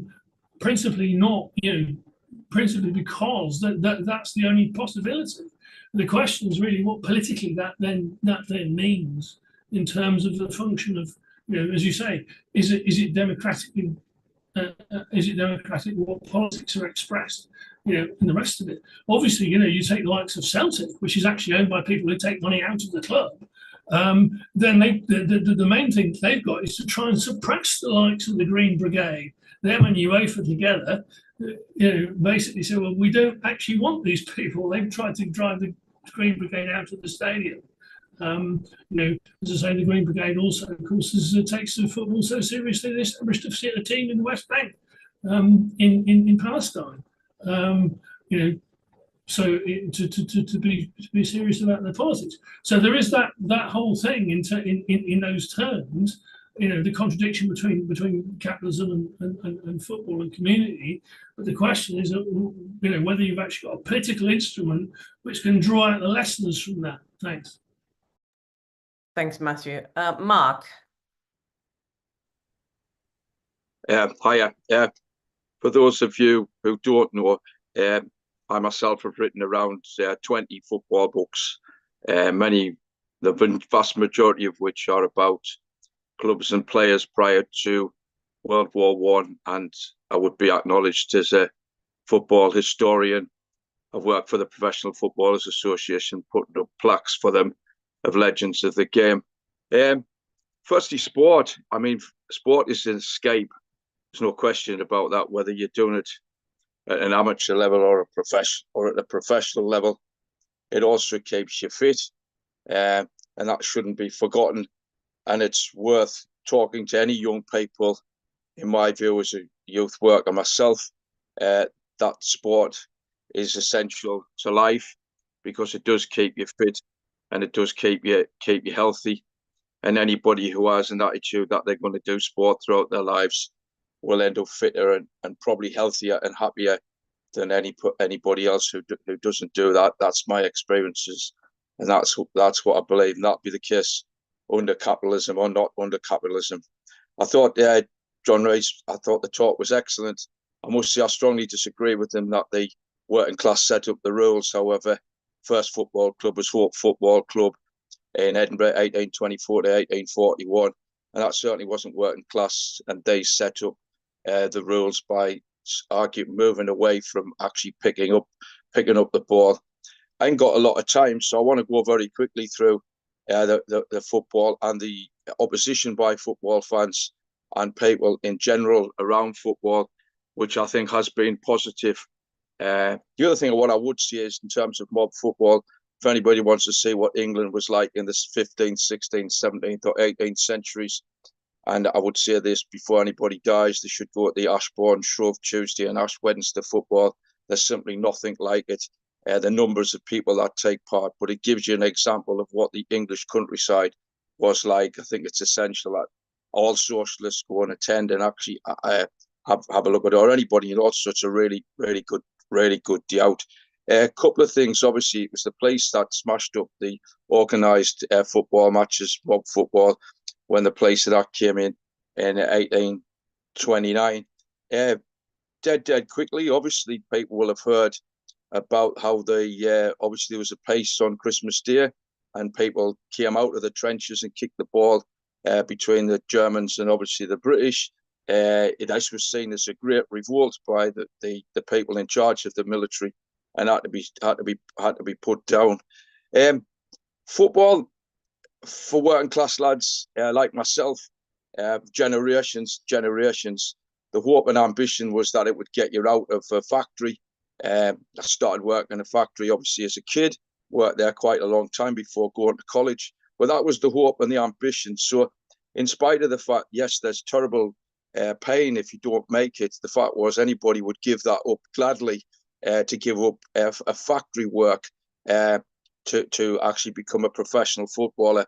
And I've written a number of books with professional footballers, Charlie Hurley, Stan Anderson, Roy Massey recently, who ran the Arsenal Academy for donkey's years, did have lots of young people under his charge and did his best to make sure that when they themselves didn't make it, they moved on to other jobs. One of the good people in the game, I would say, and all of them would tell you, despite the aches and pains that they received, that their job and the occupation as a professional footballer was one that 90% of working class kids would want to be involved. I don't think we should ignore the Hillsborough Justice campaign about the people that were killed, obviously at Hillsborough, which changed the face of sport. In some respects, what happened is the ruling class did use that to introduce all-seater stadiums, price out people like lots of other people. The World Cups, for example, up until 1998 were all affordable. Now even an average game in the World Cup will cost you 100, 150 quid to get into matches. So it's just not possible to do that. So the watching of the games has definitely become much more middle class.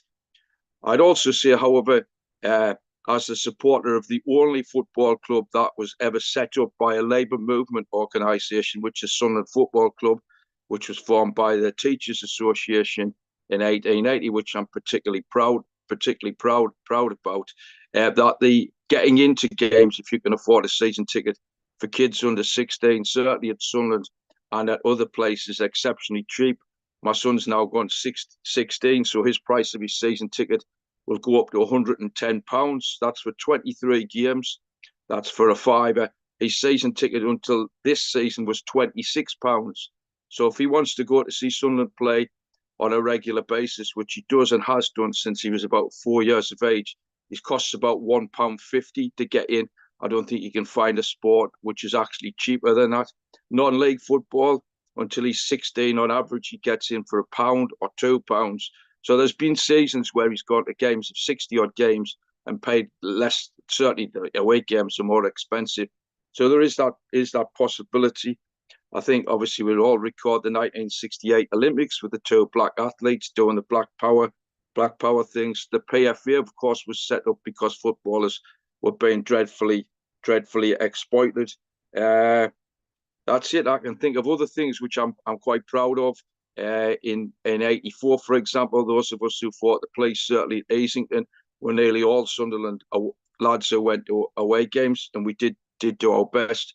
Anti-fascist action, which did more to drive the fascists off the streets of London, certainly in the early 1990s, which I'm proud of, and quite a few of my comrades were sent to prison as a result of that, was largely formed from Manchester United, Cockney Reds, and other people from outside there.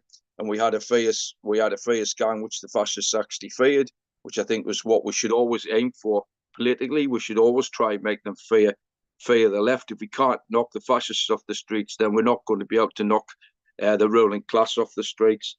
Plenty of other things I can say. The protests over pricing by some fans has been fantastic and has reduced ticket prices.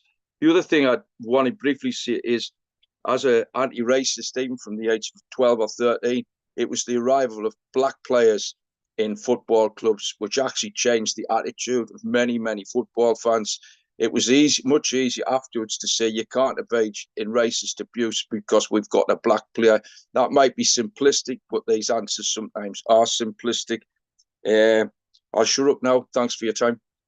Well, I mean, shut up for now, but I think you've volunteered yourself to do perhaps an introduction sometime on I'm happy to do that. Problem is on Thursdays I'm often working now. I look after somebody, so it's 50-50 to be fair. So we'll be in touch, but that's okay. fascinating. No problems with that. Not at all. John wants to come in.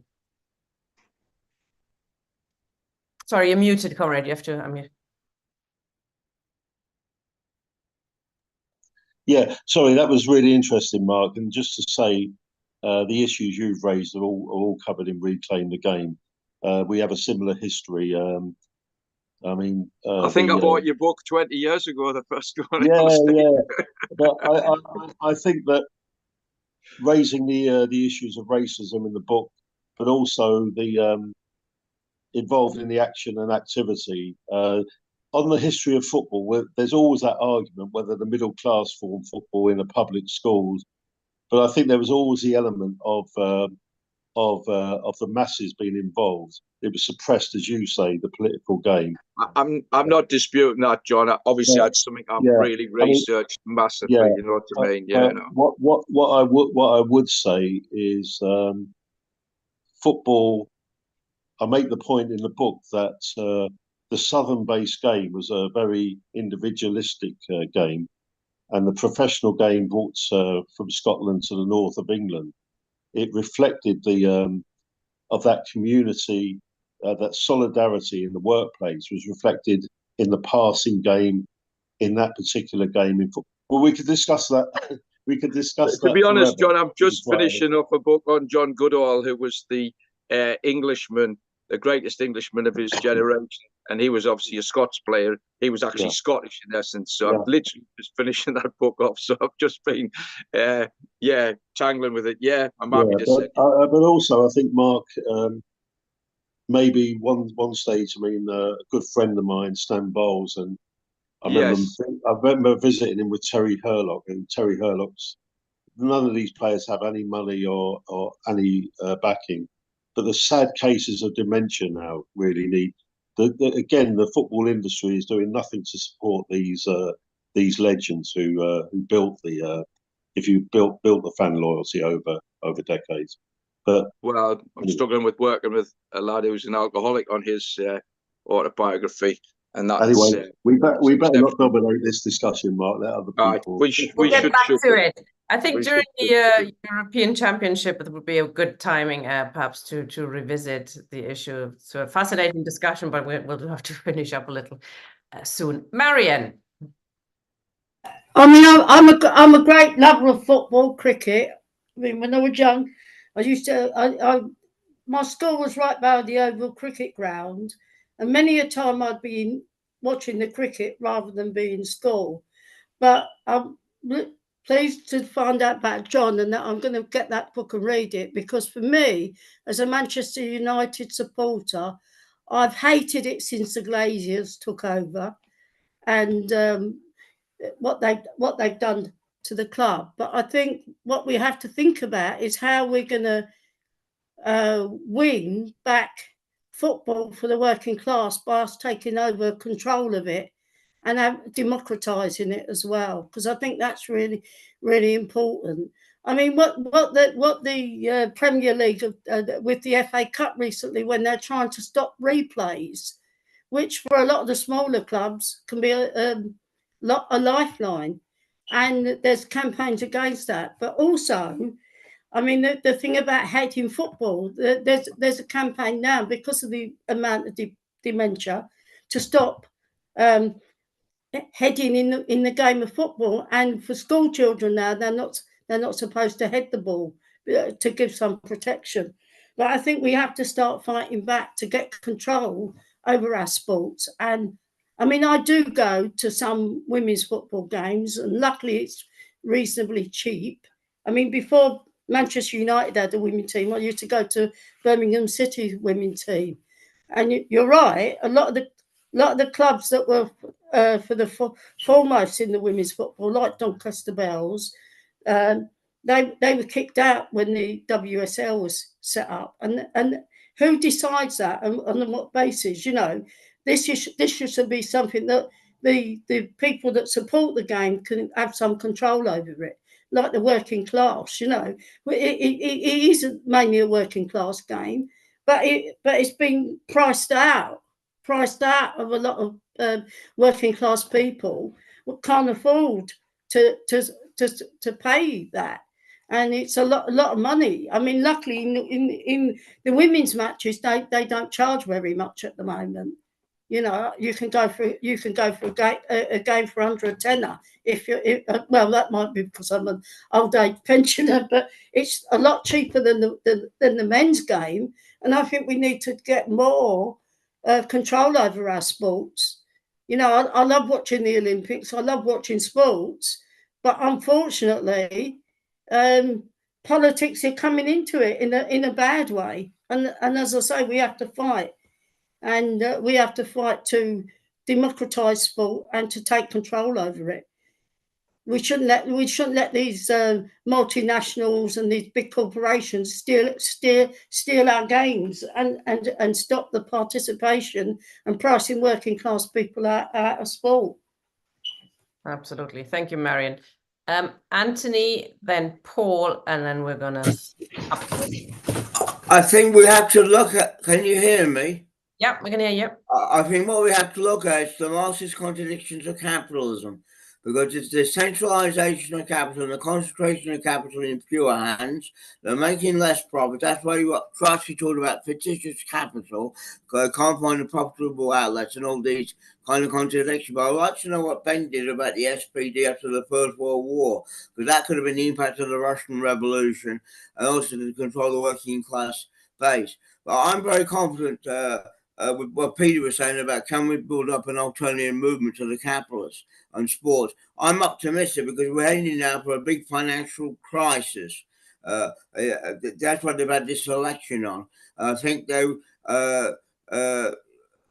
don't want to spend the money on the mass. They might have to some extent, so a working class base. But there's big pressure for change, and we could get in. I think what we could do in other parts of the world is actually have alternative sports and get involved in that way. But there's I agree with you about the transitional movement, but we're still using the opportunist manner like Millicent did in the 70s and 80s to adapt to left reformism. You guys saw what the conscience is. Ultra-leftism and not intervening where the workers are in the battle for the problem mostly dominating football. And I mean, all the price and Marion said is very, very important. But I'm quite optimistic of change. But I'd like to more about the workers' alternative games in the 20s, what impact Stalinism had. But I'll leave it there. It's just coming to an end now. Thanks, Anthony. Paul. I think his camera doesn't work, so I can hear him. Hi, can you hear me?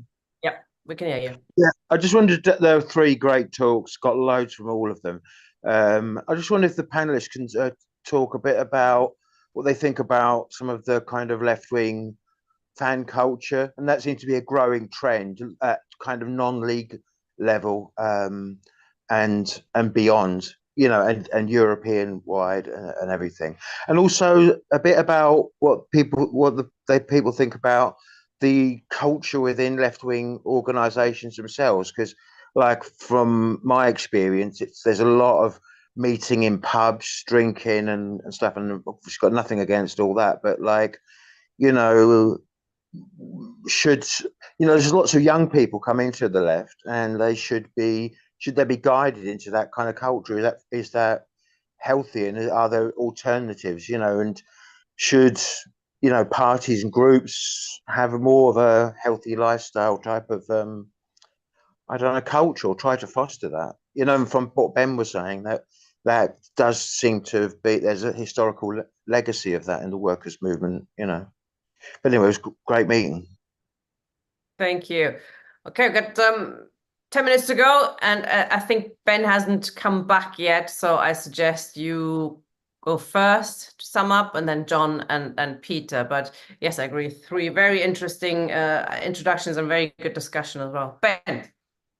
I don't have a hell of a lot to say because partly I'm not an expert on football. I do think there is the question with all of these things, and looking at the history of it, to what extent do you operate through the existing clubs? To what extent do you create your own institutions? And to what extent are those projects actually part of the same project? Right. That seems to be an interesting question. So, in the a lot of the clubs that were set up in the Worker Sport International Football Clubs, they would be at least initially alternatives to the existing clubs in, say, very big football countries like Germany and Austria in particular.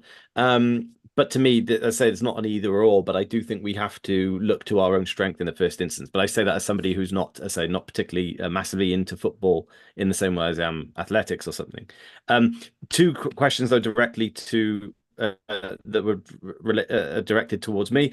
The workers' movements, so the workers' sport movements in the 1920s, yeah, as I kind of briefly alluded to, they were under the sway of the dominant political organization. So I would say, and I've written this elsewhere, by the 1920s, clearly the SPD, the German SPD it's not a straightforwardly pro-capitalist party in the sense that there's a formal commitment at least to Marxism and socialism. Still, there's a left-wing mass membership to a certain extent, but yes, it's clearly integrated into the Weimar Republic. It's one of the founding parties in it, and it administers capitalism, right? So that as an organization, it has betrayed some of the founding tenets of what it stood for. What's interesting to me, though, is then if you go and look at some of the material produced by the Socialist Workers' Sport International under the aegis of these parties like the SPD, is the radical tone that's outlined within them. So again, one of my favorite quotes from the first Frankfurt one is in the official guide. It says, we want to show our enemies, i.e. the bourgeois world, that we can do it better, that we can do sport in a better way. And I think so that's an interesting tension, right, between some of the hopes and aspirations of the rank and file people involved in the Second International Sport Movement, and actually what some of their people were doing. And indeed, in the article that Tina's just sent, I write about how even in, you have statements like that, but then you have formal endorsements by people like Emil van der Velde, incredibly chauvinistic pro-war guy, and others. So there's a definite contradiction there. Also, the way in which the 2 internationals related to each other is interesting. So you obviously have this split, but the split didn't play itself out equally across all sections and indeed in all nationalities. So one of the biggest cycling clubs in France, in Paris, for example, they didn't split. They actually kept together, not because of any kind of political affinities or likeness, but they just wanted to keep their league structure and records and the whole thing that they'd set up intact, which again raises questions about what can sport achieve politically, what can politics achieve in the realm of sport. But that's another question entirely. But the interplay between the 2 is obviously inseparable from greater developments in the world. Now, you also mentioned Stalin very briefly. And yes, you can see that in the way that the Workers' Olympiads play out. So in 1928, a not insignificant date, you have the first Moscow Spartakiad, I think is the way that's the German phrase, the Soviet Olympics. And that is held as in opposition to what's going on in the social democratic movement. But like I said, with the Popular Front turn, there's a kind of official rapprochement then at the top, which almost leads to what would have been the biggest popular Olympics workers. And that T-shirt, by the way, is from a 10K run you can still do every year in Barcelona that's organized there. A great example of kind of a pocket of worker sport to commemorate that occasion. In terms of the left and culture, I mean, my basic point is essentially the one I made in the opening, is that it's fine to look at left-wing countercultures, St. Pauli, Celtic in football and all these other different things, but fundamentally, I think what one of the benefits, the great benefits of looking back to history, is to see how far our ambition has fallen slightly, right? I'm not, again, this is no disservice to St. Pauli or Celtic or all the, the Manchester United movements, grassroots movements in sport generally. But I think fundamentally to achieve the kind of things that we would like to achieve in society more generally, and particularly in sport, in particular, the subject of this this discussion, they are the products of mass political parties. So yes, I do think the left is poor, for example, on the question of general the left does this kind of thing, the revolution will come tomorrow, let's just all smoke and drink, and do you know what I mean, who cares? I think we've lost that. There is, as I said, there's a kind of health aspect which I think has been lost in and again, being healthy and happy and a rounded human being should not be something that the right tells us what to do, is to pull up our socks and have the right grind set mentality or whatever, as we often hear today, right? So I think that's something that needs to be taken seriously. But fundamentally, worker sport, mass worker sport, was a product of mass working class political parties, and I think that is that's the one thing that I think should be at the foreground of our discussion on this. But yeah, thank you very much. Absolutely, thank you very much, Ben. John, please.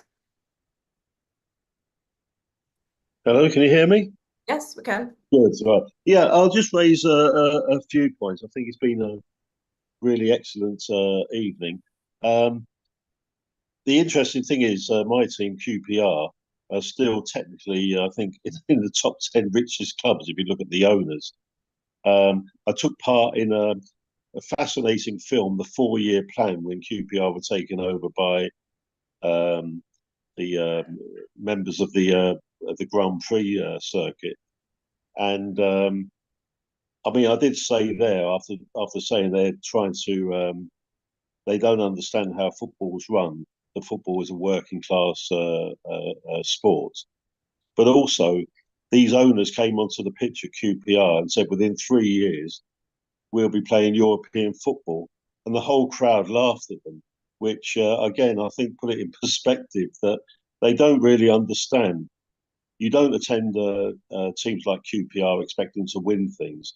I mean, for instance, QPR's gates, actually, we sold out every match towards the end of the season, facing relegation. Now, I think the football industry, if you look at the question of health, and let's be fair, the Victorians were worried about the health. I think the actual health of working class people actually suffered when workers were taken from the countryside into the factories, and they did need a question of sporting activity to have a fit working class, also to regulate the working class as well. Interestingly, over the neoliberalism, over 5,000 playing fields were lost in England and Wales. I'm not sure about Scotland. Probably the same happened there. So the actual facilities for young people, of youth clubs, of playing fields, has been destroyed. And if you like, elite centres are set up in all sports now to develop youth. Thousands of young people cannot participate. But it's not just the football industry. That happens in athletics. It happens in tennis. It happens elsewhere. The question of the music industry as well. I've often wanted to write a book about the super exploitation in the music industry, which is even more interesting what's happening to football. But it is the question of, I won't get into a Marxist discussion, is there such a thing as working class culture? But I believe there is. Whether it's a subculture, we can go into discussion about that. But if you look at working class culture, the only way we can democratically control that, if you like, to enjoy ourselves and fulfill ourselves as humans, is to transform society, to cut the working week to a 20-hour working week, of having more leisure time, of having control of our leisure facilities. We cannot do that, by the way. I think one of the speakers was going on about transitional programme and reforms and Militant. Well, I've been a member of Militant Socialist Party for 50 years. We can get into that discussion another time, comrades. But I think there has to be, if you like, transitional demands, and then obviously pointing out they're only transitional, will be taken away by the ruling class. The only way to guarantee the liberation of humanity is overthrowing by revolutionary methods this system and installing socialism. Thank you, comrades. Thank you, John. Peter, you're summing up, please. I'll just keep it brief, and just on the point of left-wing culture in football, and I think it's issue-led. I think like left, football is working class culture. Then in the past, the left-wingedness of that culture was from the communities which had a strong working class presence within the community in terms of the work, in terms of the their outside life, and how that was expressed within the community. And it seems to me that during that period, if you look back in the 40s and 50s and 60s, then there was no like left-wing protest or fans within football, but it's a kind of surrogate for the collapse of the working class, because of neoliberalism, as they call it, and the kind of reposition of the working class globally, and sort of fragmentation of unions and dismembership of communities. The one thing that was left was football, and so that became the subject of left-wing politics. But it was an issue-led thing because it was around football, and it was reactive against the very things that had destroyed and atomized the working class in the Thatcher years. So there's a stronger attachment to football within the working class communities, and that imposed itself as a reaction against commercialization, and that produces these left-wing one-issue group standpoints, which are okay. I'm not disparaging them, but things like the modern, the movement against modern football and stuff like that are these issues, and so they're always going to find it. Comes back to what Ben says, and I agree with Ben and John that it's down to, it's not sport in itself, but it's kind of like what sport gives us and how that can be empowered within a movement, an existing labor socialist movement, because of what it says about human beings, and when you take it out of that, then it could be just as malign as any other commercialized, commodified culture, and we can react in a left-wing way, we can react in a right-wing way, and isn't that the story of the ultras, right and left, Comrades, fascinating discussion tonight. Brilliant contributions, very good discussions from the floor as well. Thank you very much for participating, and rewatch this when the Paris Olympics is on, or the championship, the European, and you get bored of all the chauvinism, etc. Though some people enjoy that kind of thing. Comrades, next week we're starting a mini series on the general elections, and we're looking first of all at the Chartists and Marx and Engels and their contribution, their thoughts on elections and how communists, Marxists should engage with them. Hope to see you then. Thank you all. Thank Good you, night. everyone.